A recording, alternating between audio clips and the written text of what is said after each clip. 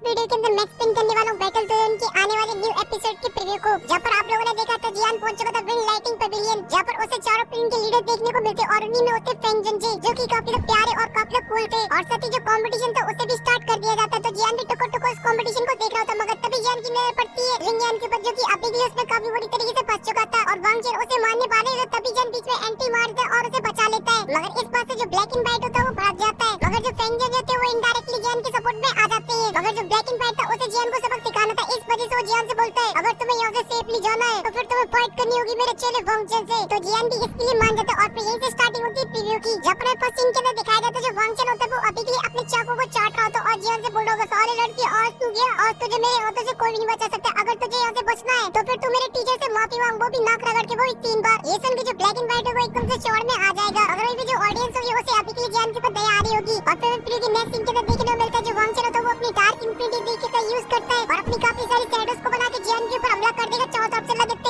जियान के ऊपर। तो जियान भी इसके काउंटर में अपनी एब्रो शॉट को ना निकालते हुए अपनी बेटी की एक शॉट को बना लेगा और वांग चेन की सभी अटैकों को बहुत ही आसानी से डॉज करने लगेगा। और ये सब देख के बाहर बैठी हुई ऑडियंस होगी एकदम से हैरान परेशान, पर जो ब्लैक एंड व्हाइट है जब वो जियान की ऑरे को देखेगा तो इसके एकदम से होश उड़ जाएंगे, क्योंकि जियान को जो ऑरा है धीरे धीरे बढ़ता जाएगा। और ये सब देख के जो वांग चेन होता है वो काफी भड़क जाता है और फिर वो अपनी पूरी बेटी को निकाल लेता है, ये बात जियान को भी नोटिस हो जाती है, तो जियान भी अपनी ग्रीन बेटी को निकाल लेता है। और ये जो वांग चेन होता है वो अपनी डार्क इंफिनिटी बेटी का एक बहुत ही बड़े पाम को बना लेगा, जो कि होती है येलो स्पिंग पॉइंट की एक बहुत ही खतरनाक टेक्निक जिसका नाम है डार्क येलो स्पिंग ब्लड, और उससे वो जियान के ऊपर हमला कर देगा। और जैसे वो अटैक जियान में लगेगा तो सभी लोगों को लगेगा कि जियान का तो काम खत्म, अब जियान का बचना ऑलमोस्ट नामुमकिन है। मगर यहीं पे आता है कहानी में एक नया ट्विस्ट, क्योंकि जो ब्लैक एंड व्हाइट होता है उसे ऐसा लग रहा होता है कि अब तो जियान गया, मगर जियान यहाँ पे फैला देते एक बहुत ही बड़ा रायता, जिसका जो रिजल्ट होता है वो हम लोगों को नेक्स्ट वीडियो के सीन के अंदर देखने को मिलता है, जब वांग चेन से सीधा पीके जियान के ऊपर हमला करे, मगर बीच में टपक पड़ती है one and only fang zone से। और ऐसा क्यों हुआ, अगर आप लोग एकदम डिटेल के अंदर जानना है तो आप लोगों को देखने को मिलेगा मेरी नोवेल की वीडियो के अंदर।